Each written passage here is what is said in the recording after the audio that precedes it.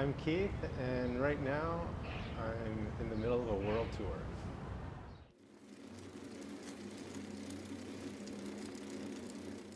I'm from a fairly normal middle-class suburban family, and but I have this unusual thing. I really like bicycles. In my teens, I found out that you could race them, so I went racing them.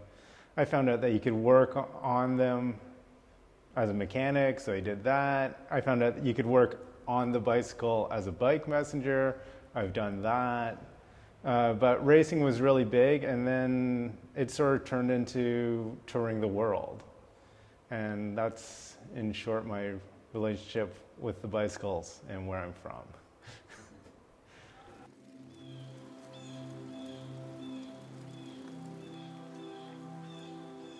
Since I was young, I mean, what young person who knows about the world doesn't want to see the world? And as I was winding up my racing, I sort of sat down and said, well, can't race it much longer. What are you doing next? And I broke stuff up into what I should do when I settle down and things I should do before I settle down. And the before I settle down list is actually quite short. It's tour the world and live for a year in the far north, because I always think if you have a business, a job, and a family, you should probably keep those things going in one place. I thought about this while I was racing. I thought, wow, I really want to go to a lot of places in the world. And initially I thought, hey, I should take my phys ed degree, become a teacher, and I get 2 months of vacation every summer, 2 weeks at Christmas, 1 week every spring. But then I realized that for the next 30 working years I'd have as a teacher, I'd be spending every single holiday traveling to some place far away to go to all the places I want to go. So that's a lot of money, and it's very hard on the environment. What I did was, at the end of it, I just realized, hey, I'm free. I've got no girlfriend, no real job, no debt. So I'm free to do anything I imagine. It's something that I want to do, and do it now, because I can do it now. If I have an accident, I might not be able to travel. If I have a family, I might not be able to travel. So I'm traveling now while I can.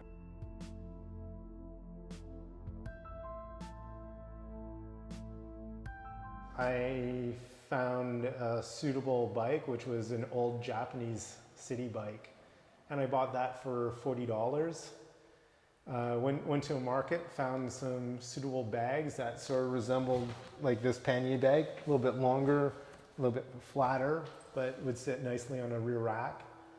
Since October 2007, I've been through about 60 countries.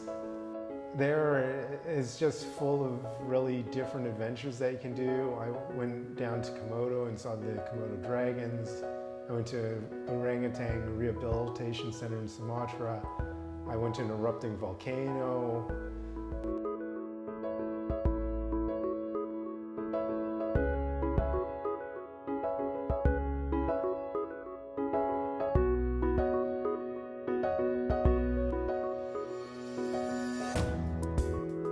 Everyone thinks travel is expensive, but it doesn't have to be. When I started off in Australia, newbie to cheap travel, I spent about $5,000 in 3 months. And people thought that was pretty cheap. But then I went to Asia and I was spending $10 or $15 a day. And now I've been traveling Europe. In the last 6 months, I've spent about 2,000 euros. So travel, it doesn't have to be expensive.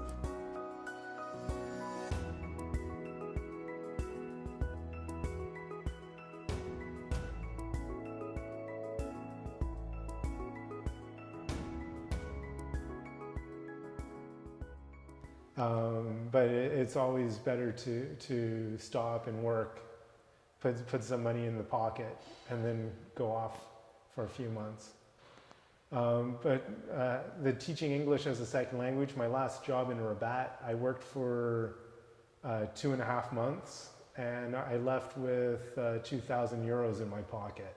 I ran out of that money 8 months after I left the job. I don't drink, I don't smoke, I don't waste food, I don't waste my money. And that goes a long way to helping what you have go further. But that being said, in 2014, I toured 6 months in Europe and 4 months in the UK. And that year I spent 53 euros on accommodation.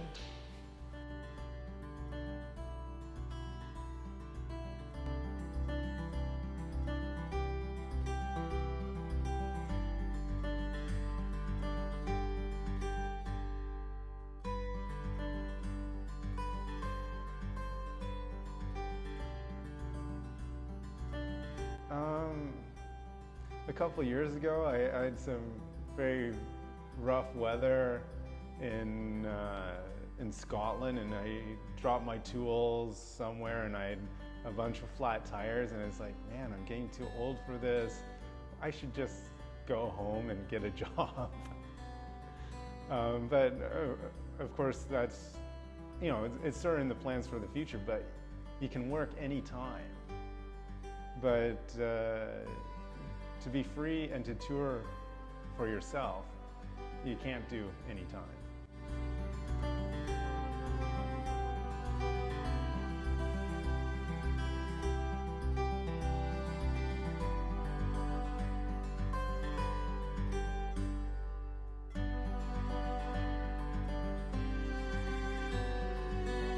I'm just a rich man from a poor country doing a few big things with his life.